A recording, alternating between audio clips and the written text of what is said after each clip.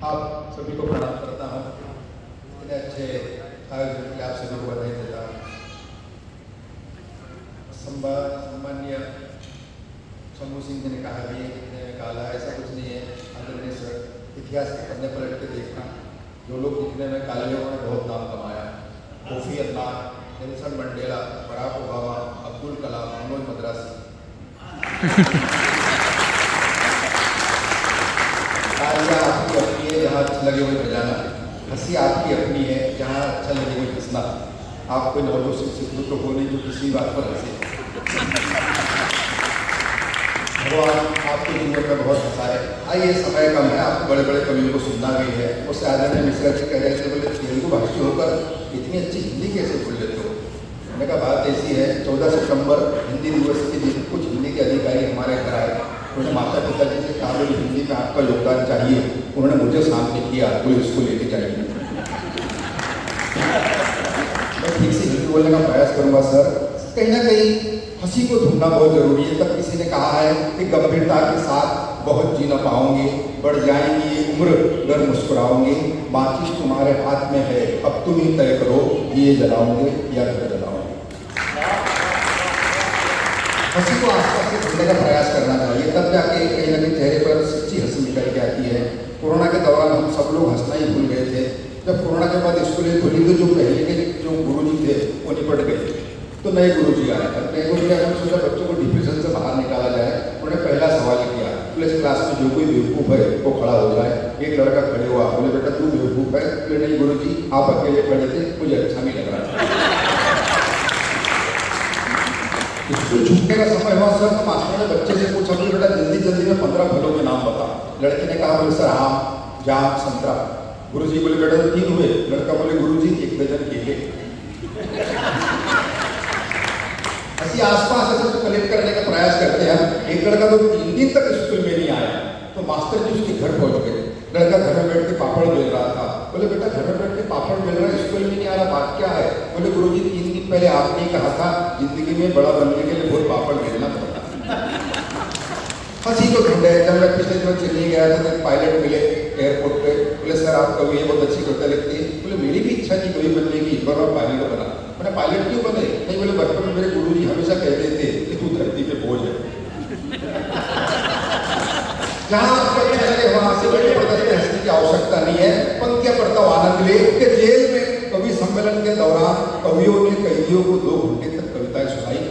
Jailer का ध्यान गया, कई कैदियों की आंखें नम थी। जेलर ने पूछा क्या हुआ?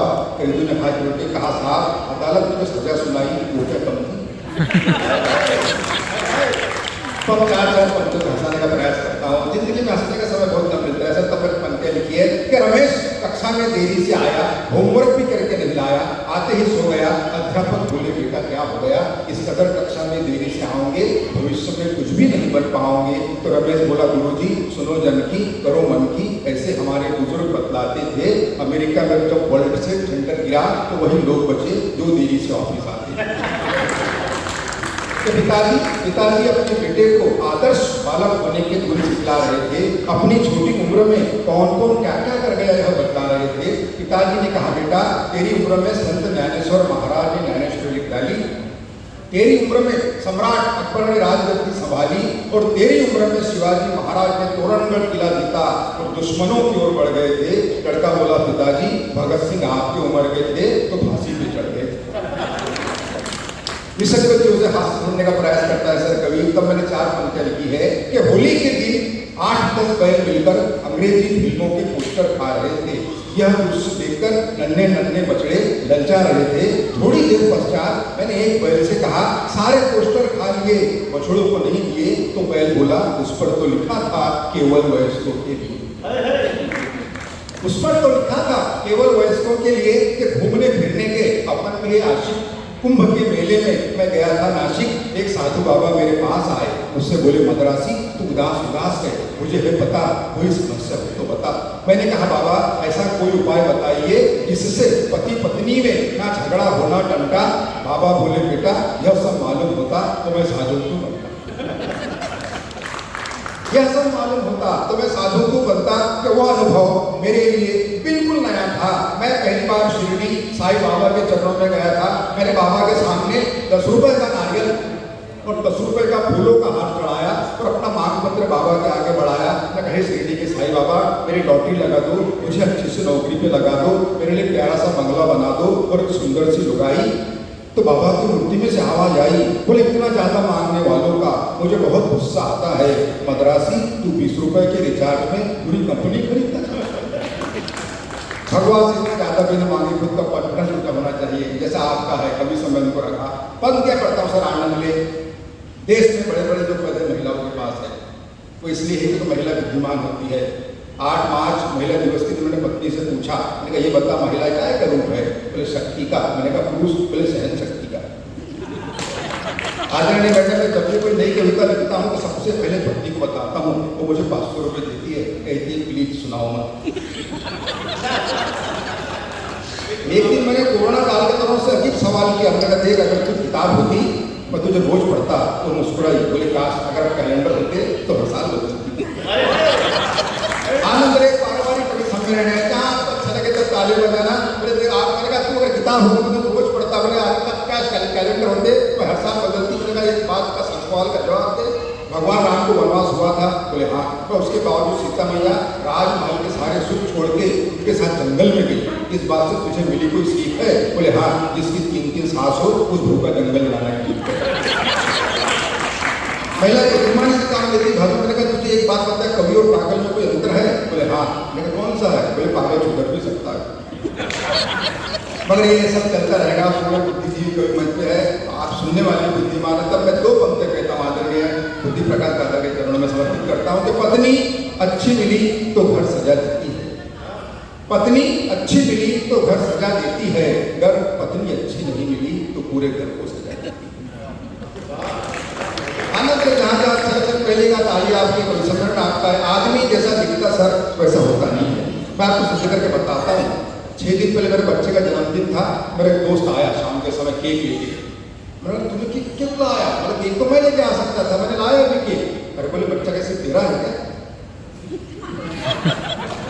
अपन को बोलने चलेगा बच्चा तो दोनों का है, आपका अपना ही बच्चा है। हाँ ठीक है। उसके 3 दिन बाद मेरी पत्नी का जन्मदिन था, शादी की सालगिरह थी, तो साड़ी लेके आया। बोला पगले मेरी पत्नी है, हम सालगिरह मना रहे, तो साड़ी क्यों लेके आया? बोला तुम बीच में मत बोल, भाभी के और मेरा अलग संबंध। दोस्ताने में बातें अलग होती है, मगर जैसा दिखता वैसा होता नहीं। मैं आपको सोच बताता हूँ। गणेश चतुर्वेदी तो सर मेरे दोस्त ने मुझसे कहा बोले प्रसाद देने के लिए आओ। आदरणीय सर मैं उसके घर गया, उसका लड़का सामने आया। बोले अंकल नमस्ते, जो पानी पियो। मैंने कहा बेटा तेरा नाम क्या है? बोले अंकुश।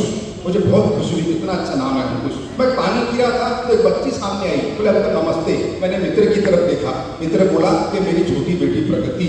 मैंने कहा गजब कर रहा है, तू पहला आदमी है जो अंकुश के बाद प्रगति कर रहा है।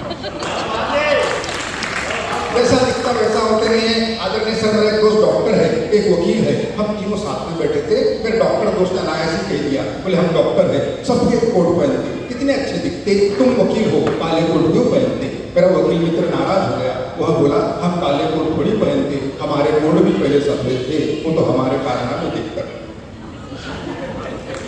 भक्तों का आनंद ले। कई तरह के बाबाओं की बात अभी यहाँ चलेंगी इस मंच पे, पर सभी बाबा बुरे नहीं होते।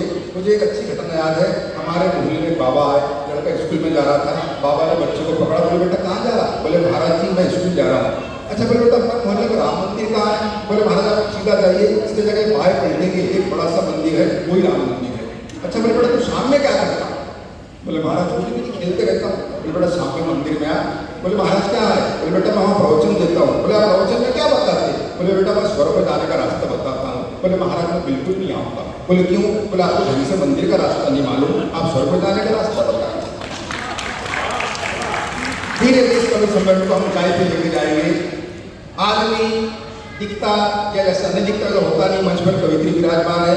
फिल्म इंडस्ट्री से जो भी गीत निकले सब गीत निकले, आधे से ज्यादा दिल है कि मानता नहीं, दिल तो पागल है, दिल कमीना।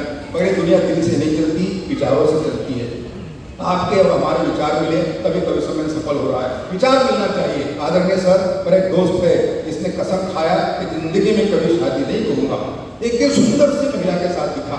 इसके पहले कि मैं कुछ बोलूं, उसने ही कहा, ये तेरी भाभी है पगले। मैंने कहा तूने तो कसम खाया था कभी शादी नहीं करूंगा। बोले हाँ, इसने भी कसम खाई थी कभी शादी नहीं करूंगी। दोनों को विचार मिले, फिर मैंने कहा कभी शादी? बोले 3 साल हो गए। मैंने कहा बाल बच्चे? बोले बिल्कुल नहीं। मैंने कहा क्यों? बोले विचार नहीं मिल रहे। एक दिन दोनों सुबह सुबह कहीं जा रहे थे, काफी खुश नजर आ रहे थे। मैंने कहा कोई खुशखबर दे रहे हैं? बोले हाँ, हम तलाक ले रहे हैं। तब मैंने 4 पंक्तियां लिखी आनंद पंक्तियों का कि मित्र की असफल शादी के बाद जब सफल तलाक हुआ, मित्र की असफल शादी के बाद जब सफल तलाक हुआ, तब तलाक के दस्तावेज में दस्तखत के लिए मित्र के पत्नी ने मित्र से पूछा, आपके पास पेन है क्या? मित्र सहजता से बोला, बिछड़ते हुए भी तुमने किन शब्दों को छुआ है? अब पेन की क्या कमी है? सारा पेन तो तुम्हारा ही। बहुत बहुत धन्यवाद।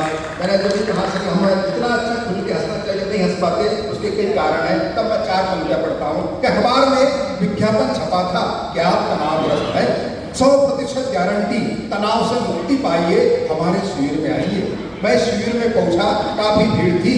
एक आदमी कुर्सी पर बैठकर कुछ लिख रहा था, मगर तनाव में दिख रहा था। मैंने पड़ोस में बैठे व्यक्ति से कहा, उसे देखिए शिविर में आकर भी कितने तनाव में दिखता है। पड़ोसी ने कहा, धीरे बोलिए, वही आज के वक्ता है।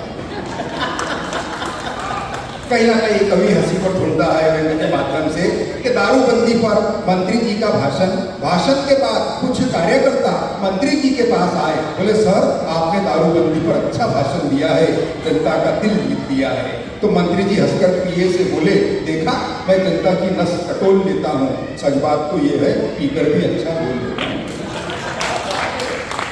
आइए धीरे धीरे इस मंच पे मेरी पहली जिम्मेदारी थी कि आपको हंसाने का प्रयास करो। हंसी के लिए सर बड़े दूर तक जाना पड़ता है, कुछ जगह बताता हूँ। हमारे खानदान में मैं अकेला कवि हूँ। मेरे दादाजी, मेरे पिताजी, मेरे बड़े भाई सभी पुलिस विभाग में हैं। कभी कभी तो मेरे पिताजी मुझे गौर से देखते, आंखें गलती हुई कहा। आदरणीय सर, एक मेरे पिताजी ने मुझसे कहा, बोले बेटा कवि सम्मेलन तो रात में रहते, दिन में पुलिस की नौकरी करते। मैंने कहा ठीक है बाबूजी। मैं पुलिस के भर्ती में गया तो कमिश्नर साहब ने मुझे ऊपर से नीचे तक देखा और बोले, पूरे मद्रासी, तेरे हाथ अगरबत्ती, पैर मोमबत्ती, फिर भी तो है पुलिस में भर्ती। तो मैंने कमिश्नर साहब से कहा, मैंने कहा सर मेरा सिर्फ इतना है कहना, मैं तो ये बताने आया कि मेरे भरोसे मत रहना। वो साहब मुस्कुराए, एक कांस्टेबल को बुलाए, उसके हाथ से टेप लिया, मेरे छाती से लगाया। बोले मद्रासी, छाती फुलाओ। अपनी छाती फुलाई। बोले बताओ देश के लिए क्या कर सकते हो? मैंने कहा सर, मैं अपने देश के लिए अपने खून की आखिरी बूंद तक दे सकता हूँ। साहब खुश नहीं हुए, फिर टेप खींचा, थोड़े ऊपर लगाया। बोले छाती और फुलाओ। अपनी छाती और फुलाई। बोले बताओ देश के लिए क्या कर सकते हो? मैंने कहा सर, मैं अपने देश के लिए अपनी जान तक दे सकता हूँ। साहब खुश नहीं हुए, फिर टेप खींचा, थोड़े ऊपर लगाया। बोले छाती और फुलाओ। अपनी छाती और फुलाई। बोले चलो अब कोई ऐसी बात बोलो जिससे हमारी भी छाती फूल जाए। मैंने कहा सर 2 लाख तक दे सकता हूँ। उन्होंने तुरंत कहा सिलेक्ट। आदरणीय से कांस्टेबल आया, बोले आपका सिलेक्शन हो गया है, आपको पर मंथ 30,000 रुपये तनख्वाह मिलेगी, पहनने के लिए वर्दी मिलेगी और एक क्वार्टर। मैंने उस कांस्टेबल से कहा, आज संडे का दिन है, एक क्वार्टर में क्या होता है? जहाँ से कोई हंसी निकल के नहीं आती सर। मैंने वहां से हंसी को ढूंढने का प्रयास किया। आनंद ले कि रात में गश्त के दौरान रास्ते में सो रहे कुत्ते को पुलिस वाले ने डंडे से मारा। कुत्ते ने गुर्रा के देखा और चुप हो गया बेचारा। मैंने कुत्ते से कहा, अरे पुलिस वाले ने तुझे डंडे से मारा, क्या तेरे मन में उसे काटने के भाव नहीं जगे? कुत्ता बोला जगे, मगर पुलिस वाले के मुंह कौन लगे? कुत्ता बोला जगे मगर पुलिस के कौन लगे?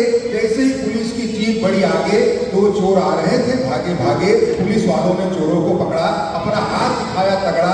थोड़ी देर बाद दोनों चोर मुस्कुराते हुए जाने लगे। तो मैंने चोरों से कहा, शर्म करो थोड़ा, चोरी करने के बावजूद पुलिस वालों ने तुमको छोड़ा। तो एक चोर बोला, ऐसे ही थोड़ी छोड़ा, कुछ हमने छोड़ा तब कहीं जाके। बहुत बहुत धन्यवाद सर आप सभी का। आइए धीरे धीरे पूरा हॉल भर गया। किसी ने कहा भी है,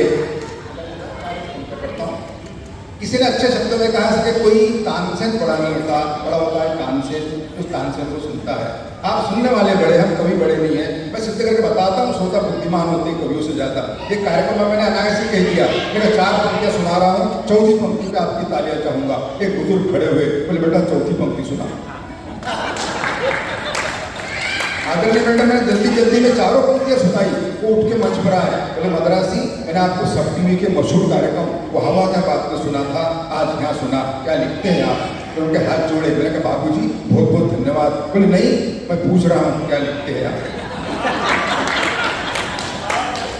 तब मैंने 4 पंक्तियां लिखी, आप सभी को एक पंक्तियां सौंपता हूँ कि अस्पताल में फल वितरण के दौरान, अस्पताल में फल वितरण के दौरान डॉक्टर ने कहा मरीज की तबीयत सुधरने की बजाय बिगड़ रही है साहब, कहीं कार्बाइड से पके फल तो नहीं खिला रहे आप? वे बोले कमाल है, मैं अपना जन्मदिन मना रहा हूँ, बाजार से लाकर ताजे फल खिला रहा हूँ और मेरे जन्मदिन की खुशियाँ गम में बदल रही है कैसे? और मरीज से बोले बोले ताजे फल खाकर तेरी तबीयत बिगड़ रही है कैसे? तो मरीज ने हाथ जोड़ते हुए कहा बाबूजी, आदमी मन के स्वभाव के सच्चे होना चाहिए, फल बाजार के नहीं, फल करनी के अच्छे।